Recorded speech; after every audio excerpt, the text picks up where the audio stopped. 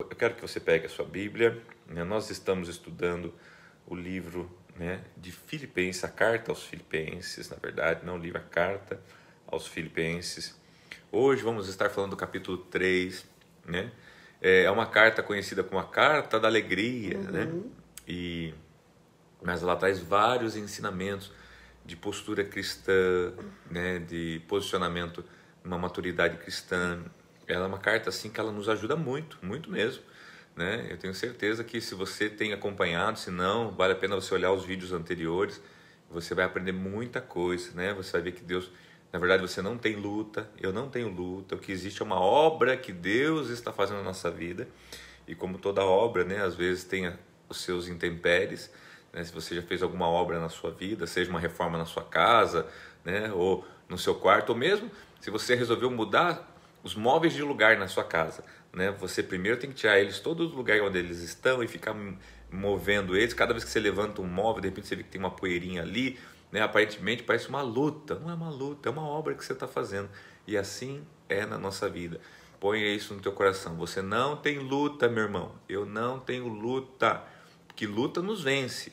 Nós temos obras desafios que estão sendo edificadas nas nossas vidas. Então, isso é muito legal, muito bacana, e isso nos anima o coração e nos faz ver as coisas de uma perspectiva diferente. Eu quero então convidar você a abrir então em Filipenses capítulo 3, como nós temos feito, né, todos os dias, né? Então aqui, irmãos, na telinha tudo vestido, por baixo tudo de pijama, viu? Tá? Já vou dando de cara, porque daí, né, é domingo, né, gente? Domingo, né? Nosso culto é à tarde, às 18 horas, então nos permite, né, ficar um pouquinho mais, né?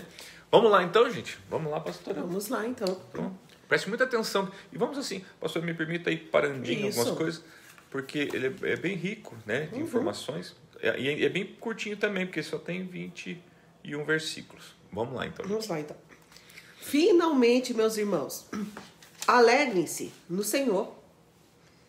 Escrever de novo as mesmas coisas não é cansativo para mim e é uma segurança para vocês. Então, queridos, ele fala, né, reforça que que nós devemos nos alegrar no Senhor. A nossa alegria vem do Senhor. Ele está o tempo todo falando isso, né? O tempo todo. Alegrem-se, alegrem-se. Motivem-se, né? Por que o apóstolo, irmãos, e o Espírito Santo tem que usar a vida de um homem para ficar falando alegre-se, alegre-se? É porque ele está vendo que tem tristeza, pastor. Tem tristeza no ar. Às vezes tem tristeza no meu coração e Deus tem que ficar me lembrando. Alex, alegre-se, alegre-se, alegre-se. Tá? Então, Deus está falando para você, alegre-se. E o importante é que ele fala assim, para mim não é cansativo eu ficar repetindo isso. Isso aqui a gente aprendeu com a Rafaela, nossa filha, que é psicóloga, que é reforço, né? Reforço. Ele precisa estar reforçando. Reforço Então, positivo, né? Ele fala que para ele não é escrever de novo as mesmas coisas, né? A mesma coisa, tipo, não é cansativo, tá? Para mim, e é segurança para vocês, porque isso vai nos ajudar a lembrar, tá? Então, guarda isso no teu coração. Se às vezes você vê a gente até repetir algumas coisas, que não é falta de informação, não é falta de argumento, é o Espírito Santo, às vezes querendo que reforce nos nossos corações alguma palavra rema de Deus, Exatamente. que é uma palavra que vem do céu, tá bom? Daí ele diz, cuidado com os cães. Cuidado com esses que praticam mal. Cuidado com a falsa circuncisão. Será que ele estava falando com o povo de Filipenses que morava perto de algum canil? E ele falou, cuidado com os cães, né? Cuidado com os cachorros. Não, irmãos, aqui se você for ver, na verdade são três cuidados na mesma situação. Primeiro ele fala cuidado com os cães, pode ver que está entre aspas, cães. Depois cuidado com esses que praticam mal, que é o mesmo os cães. Então, quem pratica o mal, ele está chamando, esses são cães também, né? E cuidado com a falsa circuncisão. E o que é a circuncisão? Era a aliança na carne, lembra? A falsa circuncisão, que é o quê? Cuidado com essa aliança que é pregada a vocês, que é falsa, porque ela só é na carne, ela só é visível. Sabe aquela coisa assim? Você só veste uma roupa de cristão, você só põe uma máscara toda manhã de cristão, de família perfeita, Doriana, Doriana, né? Mas fechou-se as cortinas, vocês estão se quebrando o pau dentro de casa, entendeu? Então, é isso que ele está falando, cuidado com esses cães, é com quem? Cuidado com essas pessoas que praticam o mal e cuidado com a falsa circuncisão, que é a falsa religião, é a falsa pregação. Você vai ver que esse capítulo ele defende, irmãos, a verdade de Deus, e a palavra de Deus é a verdade. Então, aqui a gente vai ver que haviam pessoas que vinham do judaísmo e que começavam... Por que falsa circuncisão? Porque eles pregavam, pastor, que tinha que se circuncidar, porque se não se circuncidar, não teria aliança. Aquela coisa, se você não, sei lá, não guardar o sábado, você não tem aliança, você vai para o inferno. Se você, sabe assim, entenda, irmãos, que tem coisas que são cerimoniais, tem coisas que são ritos, mas que não dependem da salvação. Por exemplo, a Bíblia fala assim que a salvação depende não daquilo que eu faço, o que você faz, pastor, mas daquilo que Jesus fez por nós. É disso que depende da salvação. Há alguma coisa que eu posso ver que você possa fazer que nos salve? Não. Né? Agora, houve alguma coisa que Jesus fez que nos salvou? Sim, a cruz. Né? Então, e ali, lembrando que eles estavam no meio dos fariseus, né, de muitas pessoas religiosas, e uma das características dos fariseus, pastor, é que eles eram considerados pessoas de Deus por causa dos rituais que eles cumpriam. Eles eram extremamente zelosos pelas, né, todas aquelas regras da religião. Tipo, se falasse assim, ó, pinta a casa todo mês. E todo mês eles pintariam a casa e com isso ficaria aquela ideia do cara zeloso, né, pelas escrituras e tal. Mas no coração na vida, não tinha verdade internamente nisso. Por isso que Jesus fala para eles, ó, vocês são sepulcros caiados. Quer dizer, vocês são pintadinhos por fora, coisa mais linda, né? Mármore, aquele sepulcro. Por dentro, vocês são sepulcros, vocês são a morte dentro de vocês. Mas vamos lá, vamos continuar. Que olha o que ele diz. Pois nós é que somos a circuncisão. Nós que adoramos pelo Espírito de Deus. Você vê que aí ele tira do rito e traz para nós. Né? Tira das regras. Nós que somos a circuncisão, nós que adoramos pelo Espírito de Deus, que nos gloriamos em Cristo Jesus e não temos confiança alguma na carne. No sinal físico. No sinal físico. Embora eu mesmo tivesse razões para ter tal confiança. Ele fala, por que ele diz assim? Embora eu teria razões para ter tal confiança. Olha só o que vai dizer aqui na sequência agora. Daí ele diz assim. Peraí que eu perdi o versículo, pastor. Está no metade do 4. Se alguém pensa que tem razões para confiar na carne, eu ainda mais. Circuncidado no 8º dia de vida, pertencente ao povo de Israel, à tribo de Benjamim, verdadeiro hebreu, quanto à lei, fariseu, quanto ao zelo, perseguidor da igreja, quanto à justiça que há na lei, irrepreensível. Então, o que ele está dizendo com tudo isso aqui, pastor? Ele está dizendo assim, ó, se ser um crente verdadeiro, se ser um cristão verdadeiro é cumprir rituais... Não, eu nasci judeu, tribo de Benjamim. Fui circuncidado no 8º dia. Fariseu, quer dizer, que era zeloso pela lei. Quanto ao zelo, né? Perseguidor da igreja. Né? E esse perseguidor não é... Para nós hoje, ele perseguiu os do caminho, os de Cristo. Na época, ele era um defensor da verdade. Né? Ele fazia isso por amor a Deus, porque ele queria defender. Então ele está dizendo assim, ó, se tem alguma marca na carne ou visível, né, isso tem alguma glória? Eu tenho assim, todas. Tinha todos. Tá? Mas, olha o que ele vai dizer depois agora. Mas o que para mim era lucro, passei a considerar como perda por causa de Cristo. Mais do que isso, considero tudo como perda, comparado com a suprema grandeza do conhecimento de Cristo Jesus, meu Senhor, por quem perdi todas as coisas. Eu as considero como esterco para poder ganhar Cristo e ser encontrado nele, não tendo a minha própria justiça que procede da lei, mas a que vem mediante a fé em Cristo, a justiça que procede de Deus e se baseia na fé. Quero conhecer Cristo, o poder da sua ressurreição e a participação em seus sofrimentos, tornando-me como ele em sua morte, para que de alguma forma alcançar a ressurreição dentre os mortos. Então você veja que ele fala que apesar de tudo aquilo que ele vivenciou na sua carne, como religioso, né, como zeloso pela verdade, ele considera isso como esterco, tudo perco, não valeu nada. E aqui, assim, diz que nos originais, a palavra que ele usa para esterco, pastora, é uma palavra assim que na época assim, era quase um escândalo falar, porque assim, ele dizia, olha, eu considero tudo como fezes. Quer dizer, imagina Nossa. a ofensa para quem guarda isso, você chamar aquilo. Então, para ele é uma palavra muito forte. Mas entende que aqui também ele está tentando demonstrar a profundidade do arrependimento dele e do entendimento que ele tem agora. Ele fala, meu Deus, era tudo só uma religião. Era só uma fantasia, era uma crença, mas que não me levava à verdade. Tanto que ele fala assim, eu abri mão de tudo isso por causa de Cristo. Né? Então, eu abri mão de tudo isso, né? Para poder ganhar Cristo. Né? Ao final do verso 2 fala assim, eu as considero como esterco para poder ganhar Cristo, né? E ser encontrado nele. Tá? Então, queridos, olha só, você veja que como Cristo é tudo em todos. E o versos 10, ele fala assim, quero conhecer Cristo. Mas você fala, mas meu Deus, mas com toda aquela experiência já não conhecia. Né? Olha o apóstolo Paulo fala, quero conhecer Cristo, o poder da sua ressurreição. Né? Ele está falando assim, eu conheço já um pouco de Cristo, mas eu ainda quero conhecer o poder da sua ressurreição. Para isso, eu tenho que morrer. Sabe, se você for ver, para isso ele precisava passar por essa experiência de morte.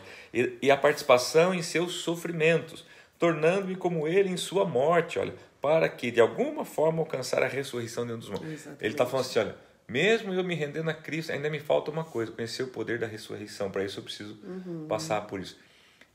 Ainda que, Cristo, aqui tem dois tipos de linhas de raciocínio. Uma, a morte física mesmo, mas a morte para o nosso eu também. Tipo assim, eu quero conhecer o poder da ressurreição, eu não preciso morrer fisicamente. Eu morrer para o meu egoísmo, para o meu eu, né? Para os meus achômetros, né? E que eu vou poder ressuscitar. Por isso que quando a gente pensa assim, mas se eu for fazer isso que Deus está me pedindo, eu vou perder algo. A sensação é de perca, a sensação é de morte. Mas quando você faz, você experimenta a ressurreição. Um exemplo que todo mundo vai entender. Dar o dízimo, né? Dar o dízimo é uma coisa que dói para todo mundo. Ai, meu Deus. Ainda mais se o seu dízimo for... Parece vamos que supor, tá se você ganha você, né? 200 mil reais por mês, né? Diga glória a Deus, receba. Glória a Deus. Daí você vai falar assim, eu vou pegar 20 mil, né? E vou dar... Meu Deus, 20 mil daria quase um carro, né? Eu vou dar tudo isso, né? Gente, e tem gente que fala assim, não, é muito dinheiro, né? Para se dar. Tá? E a pessoa às vezes nem não está vivo para aquilo. Tá? Agora, se a pessoa obedece, o que acontece? Ela experimenta o poder da ressurreição, que é o quê? É Deus pegar aquilo, devolve muitas vezes mais. Porque é algo, né? Poder. Então, só que a pessoa só vai conhecer isso praticando. É porque é um princípio, né? É um princípio. É um princípio. Eu citei como exemplo, né, gente? O dízimo, que é uma coisa muito... como é que fala assim? E às vezes é muito difícil, né? Muito difícil. Mas isso aqui eu acho em todas as áreas. O amor, né? Mas é que essa área que você falou, pastor, acho que uma das últimas áreas em que a pessoa... Para morrer. É onde que falta morrer. Para morrer. Né? Porque é impressionante como isso mexe, assim. Mas quando a pessoa encontra o poder da ressurreição nesse princípio, porque é um poder de ressurreição. Primeiro porque a gente não dá nada. Né? A gente devolve. E quando você entende esse princípio, lá dos céus o Senhor, Ele sela, abençoa, e Ele fala, e você ainda pode cobrar isso. Pode cobrar isso dele. Assim, é tremendo, né? Então, ele diz assim, não que eu já tenha obtido tudo isso, ou tenha sido aperfeiçoado, mas prossigo para alcançá-lo, pois para isso também fui alcançado por Cristo Jesus. Irmãos, não penso que eu mesmo já tenha alcançado, mas uma coisa eu faço, esquecendo-me das coisas que ficaram para trás e avançando para as que estão adiante. Eu prossigo para o alvo, a fim de ganhar o prêmio do chamado celestial de Deus em Cristo Jesus. Todos nós que alcançamos a maturidade devemos ver as coisas dessa forma. E se em algum aspecto vocês pensam de modo diferente, isso também Deus esclarecerá. Então, somente vivamos de acordo com o que já alcançamos. Então, você vê que ele fala assim, ó, tudo isso que eu estou falando não quer dizer que eu tenha experimentado tudo, né? Mas é algo que eu estou prosseguindo. Né? A palavra-chave é prosseguir para alcançá-lo. Tá? E daí ele diz assim, pois para isso também fui alcançado. Tipo assim, eu estou tentando alcançar algo porque alguém já me alcançou antes. Ou seja, Cristo me alcançou antes, por isso agora eu tenho que tentar alcançar as coisas que Cristo depositou, né, na minha vida. E o versos 15, que ele chama atenção, né, dizendo assim, todos nós que alcançamos. Opa, então aqui algumas coisas que você já alcançou, tá? A maturidade, porque isso tem que ser um alvo para nós, pastor. A gente tem que buscar alcançar essa maturidade, tá? Ainda que a gente sempre vá crescendo, sempre a gente vai ter que crescer, né, de glória em glória, mas tem coisas que a gente tem que deixar de ser criança, tem coisas que a gente tem que ser mais madura, tem coisas que tem que mudar na nossa vida. Meu Deus, quer ver coisa triste, irmãos? Você vê pessoas que às vezes estão 20 anos na igreja, 30 anos na igreja, e a sua mentalidade, pastor, ainda é uma mentalidade daqueles que defendiam a circuncisão. Mas eu vou na igreja todo domingo, eu tomo a ceia, eu já fui batizado. Olha só, se apegando nos sinais da carne, né? Eu parei de beber, eu parei de fumar, né? Que bom, glória a Deus. Mas e os frutos do Espírito Santo? Você já levou alguém parar de fumar, parar de beber, se batizar, aceitar Jesus como você? Porque aí começa você ver que sai de um nível de primeiro ser transformado e agora começa a ser um transformador. Isso então é maturidade, e Deus quer que a gente sigamos, né, para alcançar essa maturidade, que devemos ver as coisas desta forma, tá? E se algum aspecto vocês pensam de modo diferente, isso também Deus esclarecerá. Tão somente, olha a palavra, vivamos, ou o verbo, vivamos, é o verbo viver na terceira pessoa, né? Vivamos de acordo com o que já alcançamos. Você já conseguiu subir o degrau da escada? Viva de acordo com esse degrau. Querendo ir para o próximo, alcançando o próximo, viva. E é isso que o apóstolo está tentando dizer para nós, ok? Mas vamos lá, acompanhe mais um minutinho. Irmãos, sigam unidos o meu exemplo e observem os que vivem de acordo com o padrão que apresentamos a vocês. Pois, como eu já disse repetidas vezes, e agora repito com lágrimas, há muitos que vivem como inimigos da cruz de Cristo. O destino deles é a perdição. O seu Deus é o estômago. E eles têm orgulho do que é vergonhoso. Só pensam nas coisas terrenas. Observe que ele está focando. Gente, tem gente que só está pensando no estômago que é. Em si mesmo. Na sua satisfação na própria. sua satisfação pessoal. Né? E só pensa nas coisas aqui da terra. Exatamente. Não está pensando nas coisas do céu. Sendo que e é interessante porque assim, é tão pouco tempo que a gente vai viver na terra. Por que eu penso tanto na terra? Eu devia pensar onde eu vou passar a minha eternidade. Né? Então, é isso que ele está tentando dizer. A nossa cidadania, porém, está nos céus. É isso que o pastor acabou de falar. De onde esperamos ansiosamente o Salvador, o Senhor Jesus Cristo, pelo poder que o capacita a colocar todas as coisas debaixo do seu domínio. Ele transformará os nossos corpos humilhados, tornando-os semelhantes ao seu corpo glorioso.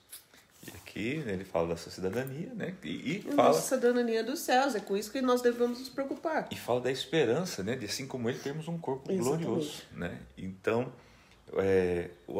observe que o apóstolo Paulo está tentando aos filipenses o quê? Alegrar o coração deles, né? Alegrar o coração deles na verdade, posicioná-los acerca desta verdade. Ao mesmo tempo ele está ali dizendo para tomar cuidado com pessoas que estão infiltradas. E aonde que é o pedido aqui, pastor? Porque ele não fala de pessoas que vêm de fora, não, pessoas que estão infiltradas. Porque senão seria fácil reconhecer. Isso. Vem com uma falsa doutrina, vem com um pensamento, né?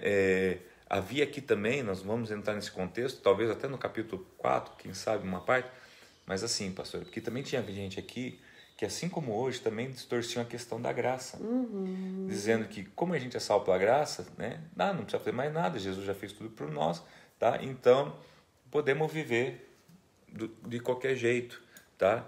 E a gente vai ver o seguinte, a gente é salvo por aquilo que Jesus fez por nós, para que nós pudéssemos não sermos diferentes dele, mas sermos iguais a ele. E sendo igual a ele, também ajudaremos outras pessoas a serem salvas, tá? E uma vez que você vive sem compromisso de ser igual a ele, tá? Você vai muito possivelmente conseguir ser diferente dele e parecido com o mundo, tá? Então a gente tem que tomar muito cuidado com isso, né? E ter muita cautela nisso também, tá bom? E é isso, pastora, né? Vamos cumprimentar os nossos irmãos, agradecer, né, por terem acordado cedo e estarem conosco. Aqueles que não pegaram inteiro podem daqui a pouquinho entrar no YouTube, assistir no YouTube, né? A palavra é para nós, alegre-se. Alegre-se. Alegre-se. Independente de qualquer coisa, porque você tem um motivo no seu interior. Exatamente. Né? E ele fala bastante aqui a respeito de não viver uma verdade externa, mas uma verdade interior. É isso que é importante. Porque assim, se essa verdade estiver interiormente em você, ela vai ser naturalmente exposta para fora. Ela brota, né? Ela brota. Ela brota. E você não precisa fazer esforço. E daí não é cansativo. E a gente mesmo, pastora, a gente não precisa fazer força, que eles fossem para fingir, é só ser a gente mesmo, só né? ser mesmo. É diferente de como as pessoas que tentam manter uma aparência. aparência, um comportamento, e às vezes nem gosta de ficar muito perto de você, porque se ficar muito tempo você vai descobrir que não é aquilo que a pessoa parece. Quer ver uma coisa, irmãos? Na igreja é algo muito interessante, porque a igreja você convive com as pessoas às vezes dias, meses e anos, então não tem como a pessoa disfarçar o que é, né? Elas conseguem por um tempo, mas não o tempo todo. Tá? Ninguém engana todo mundo o tempo todo, não. E a ideia não é você enganar mesmo. A ideia é que realmente você tem um confronto com a verdade para poder mudar. Conforme você vai convivendo com as pessoas, elas vão se revelando. Exatamente. Vão revelando o que realmente pensam, através das suas atitudes, né? É como eu li aquele versículo com os jovens ontem, né? Se até a criança se revela pelo seu procedimento, se ela é justa, né? Ou não, quem dirá nós que somos adultos, como nos revelamos. Por isso também que tem gente que às vezes não gosta de ficar muito tempo na igreja. Não gosta. Que não gosta de mostrar quem é e automaticamente... fica pulando de igreja em igreja. E se você for ver, olha por que eu pontuo isso, irmãos. Não é para defender ou falar mal de quem fica pulando de igreja em igreja. É porque a pessoa que pula de igreja em igreja, no fundo, ela não quer que as pessoas conheçam ela. Mas não permite que ela seja confrontada com uma verdade que precisa ser mudado nela. Precisa ser mudado. Nela. Tá? Mas é porque eu fiquei ali um tempo, 1 ano, 2 anos, e depois não gostei do pastor. Que bom que você conheceu ele e viu que ele não é perfeito, ele não é... Mas isso não... Ele está lá, perseverando para mudar ele, naquilo que ele precisa ser mudado. Ele sabe que ele precisa ser mudado em muita coisa. Por que você também não aceita ser mudado? Ser transformado pelo Espírito Santo? Queridos, então entenda isso. Deus te coloca num lugar, junto com alguém, dá para você ser transformado e ajudar a transformar esse alguém. Tá? Não é porque alguém é perfeito ou você é perfeito. Tá? Eu vou para aquela igreja porque aquela igreja é melhor. Né? Aquele rebanho é melhor. Tá? Queridos, entenda isso. A mudança não é aonde você vai, e sim em você. Se permita ser mudado. Beijo no teu coração. Vamos lá, então.